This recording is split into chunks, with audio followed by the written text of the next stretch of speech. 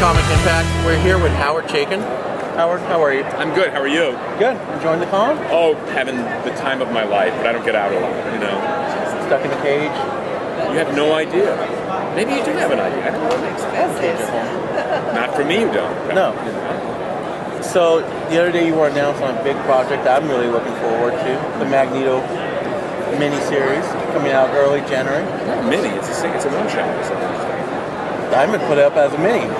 Gee, people are easily confused. I'm pretty sure it's a one-shot, as far as I can tell. Okay. I'm pretty sure it's a one-shot. It's part of the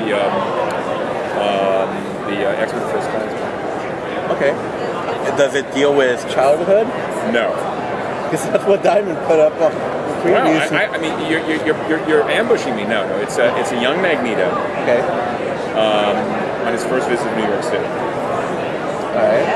And it's a romance. Nice. It's an adventure story. Okay. Like so many comic books. Exactly. And there's sparkling vampires, probably. No, there's no vampires in it. It's not a vampire story. So it's a romance. Kids want the vampires nowadays. Kids? You patronizing bastard. What the hell are you doing? Alright, so Magneto. Magneto story. Don't start with me, pal. Okay. You have no idea who you're talking to, do you? Okay, maybe you do. So I'm very happy about the job. It's a lot of fun. Cool. Is it seriously a one-shot? Yes, as far as I know. Because it's weird, because on previews it showed 1 of 4. I'm just telling you, pal. Okay. I mean, I'm telling you what I know. Right. And I wouldn't be talking to you about it had you not told me that it's been announced in previews. But I know it was in the solicitations. Right. But it's a young Magneto, far from innocent, but his first visit to New York City and the romantic adventure he has in this. Okay, like what time era does this take place in? 50s? Unspecific. Okay. You also done a lot of science fiction work. Yeah, but not recently. Well, I'm just talking in general. Okay. Stop using that tone with me, young man. You worked on the Star Wars comics like we were talking about. Yeah, I did. What was that like? It was like a job. You know, had I known the movie was going to be as big a hit as it was, I would have worked harder. The work was terrible. It was ghastly. It was dreadful. I did a terrible job. I'm ashamed of the work. It looked good. Not to me. Okay, and what are your standards? You were 5? No, I look back at it still. What are you, crazy? Come on. I mean, there's a reason why they say the golden age of comics is 12. Because your tastes frequently codify after 12. When I was 12 years old, the stuff that I loved and adored, I still love and adore today. Like which ones? Oh, I was a huge Stan and Jack fan. Right. Stan and Dick stuff. You know. On the other hand, a lot of the work that I hated back then, I thought was really messy and disgusting. It's stuff I adore today. Don Heck, for example, I hated that. I look at the work now and it's brilliant. It's really smart work. A lot of stuff. But the truth is, the work I did on Star Wars should have been better. Okay, I still love. I'm glad. I mean, look, I'm not easily flattered, but I'll accept your good words. And I know what you're talking about, going back and looking at stuff. I love Jack. Jack was a god. Ditko was a god also. Like Ditko really kicked ass. I love that stuff. You look at those early Spider-Mans and they're amazing. I have a really hard time seeing Spider-Man in any other way than drawn by Steve. I really do. In the same way that Batman will always be drawn by Dick Sprang and like. So what's your proudest? I'm doing my entire commitment here to you today is to try to get Christina to laugh and shit come out of her nose. That's my goal in life and as I live. Just make a couple chicken jokes. You like chickens? You find chickens amusing? I'm French. I know national birds are chicken. You're French? Yeah. What's your last name? Dowdy. Doesn't sound French. No, not at all. My mom's last name was French. Lefebvre. Lefebvre. All right. Are you related in any way? Okay. He's French. You like chickens. That's two pieces of information that will carry me through the day. Please come on, son. Great. Now I'm gonna get a chicken joke. No, I don't play that game. I always come at things from the side. What's your proudest work?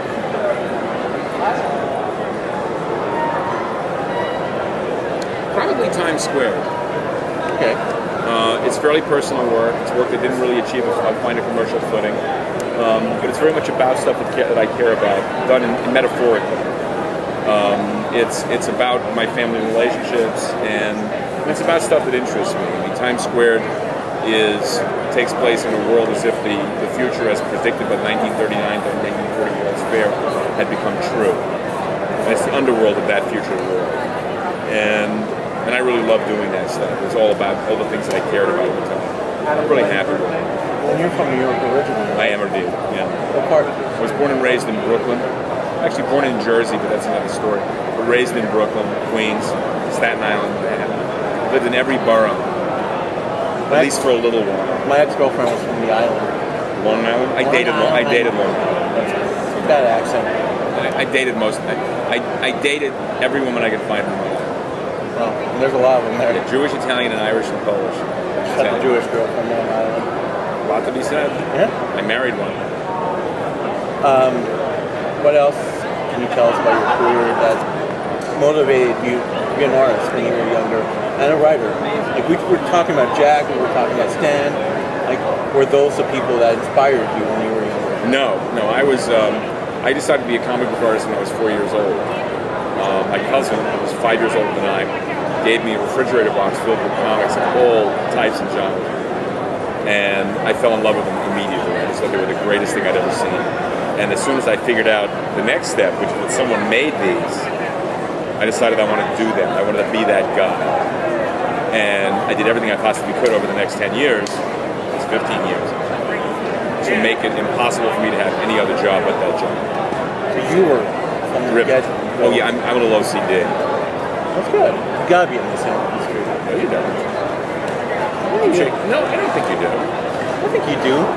We can have a sidebar discussion. No, I agree. Yes, that when I hear people who say they came to comics because there was money here and make this career, I have a hard time believing that. I believe that is a calling, and you come here with a commitment, and you stay with the commitment. Apparently, you got a fan right now. He's the guy. Yeah.